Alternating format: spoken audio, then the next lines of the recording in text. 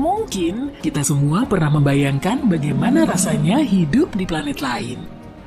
Aku pun pernah memikirkan soal itu, atau mungkin membayangkan berinteraksi dengan makhluk lain yang tinggal di luar angkasa. Sekarang ini pemikiran semacam itu terdengar seperti bagian dari buku fiksi ilmiah, tapi di masa depan pindah secara permanen ke planet lain mungkin akan menjadi hal yang wajib dilakukan. Bayangkan bintang di tata surya kita sebagai baterai, miliaran tahun dari sekarang, energinya akan habis. Tanpa cahaya dan kehangatannya, tidak mungkin ada kehidupan di bumi.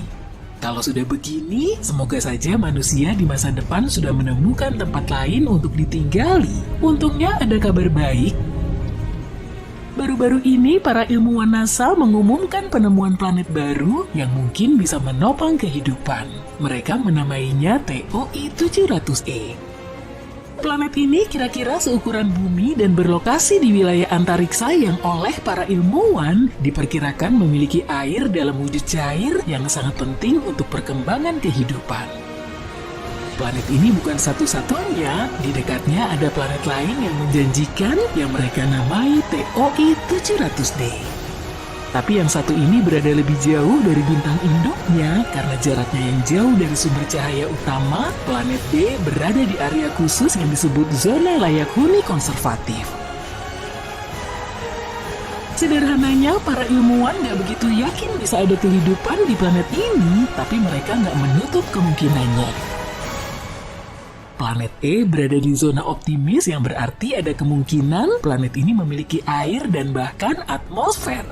Hei, setidaknya kita punya pilihan kan? Kedua planet ini berada di sistem tata surya yang hanya berjarak 100 tahun cahaya dari bumi yang tergolong dekat untuk ukuran ruang angkasa.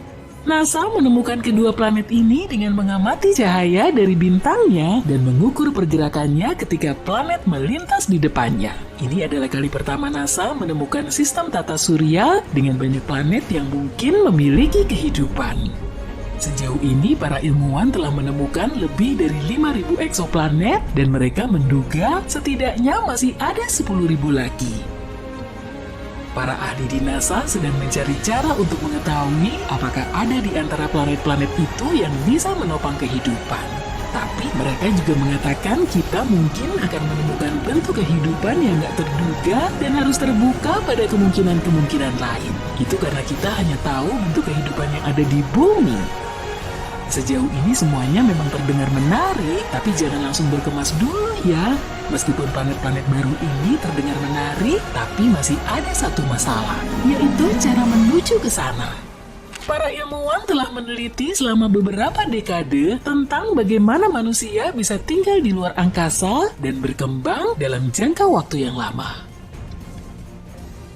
Sejarah membuktikan ini bukanlah tugas mudah. Pada tahun 1962, John Glenn menjadi orang pertama Amerika yang mengorbit planet kita. Untuk mengitari bumi sebanyak 3 kali, dia harus melalui persiapan teknis dan fisik selama berbulan-bulan.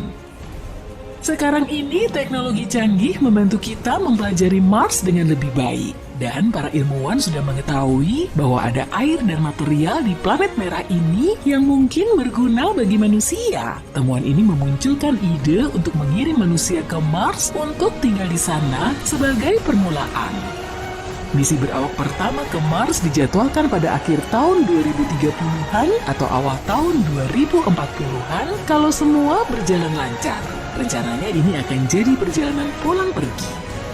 Tapi, meski NASA mampu merencanakan semuanya dengan matang sekalipun, perjalanan pulang pergi ini masih akan memakan waktu sekitar 500 hari.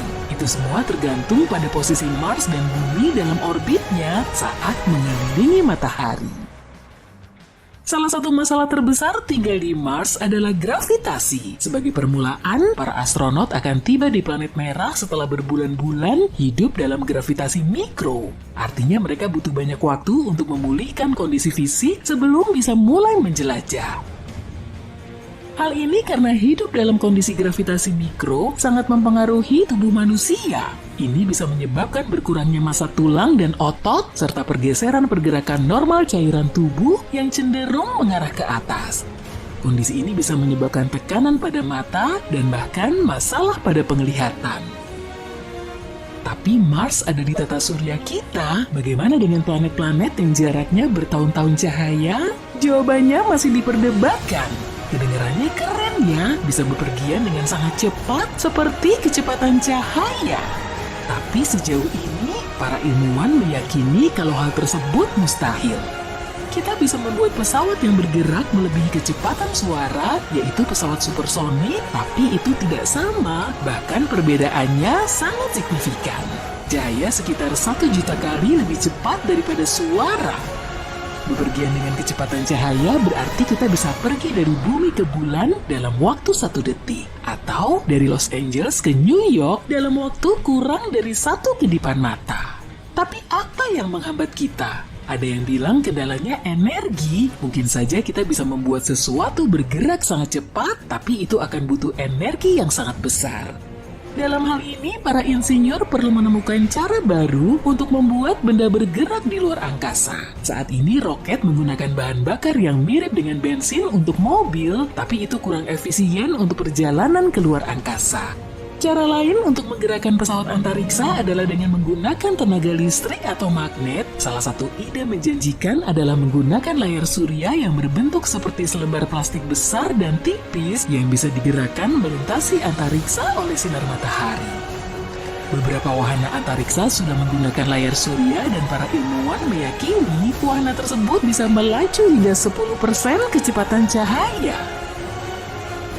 Jika planet-planet lain di tata surya ternyata tidak bersahabat dan kita nggak bisa menciptakan pesawat antariksa yang bisa bergerak cukup cepat, kita masih punya pilihan.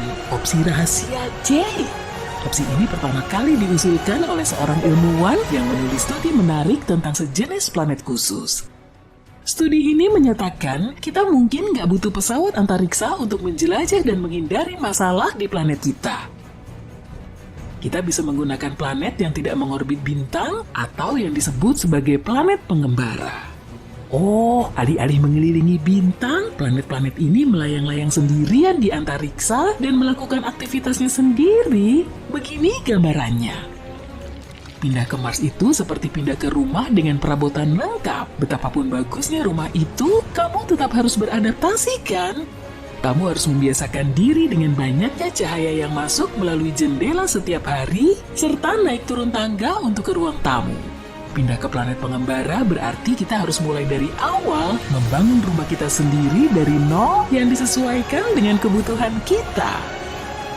Planet yang melayang bebas biasanya dianggap dingin, gelap, dan gak cocok untuk kehidupan. Tapi jika ada sumber daya di bawah tanah, itu bisa membantu. Planet-planet ini memiliki gravitasi permukaan yang stabil, ruang yang luas, dan sumber daya. Planet-planet ini juga bisa menyediakan air dan perlindungan dari radiasi luar angkasa. Jika kita menjadi peradaban yang cukup maju, kita mungkin bisa mengendalikan planet ini dan bahkan menciptakan jenis energi baru. Pertanyaan selanjutnya adalah, di mana kita bisa menemukan planet pengembara seperti itu? Sulit untuk mengetahui berapa banyak planet seperti ini di alam semesta, tapi ilmuwan sudah menemukan beberapa di salah satu area di galaksi Bima Sakti.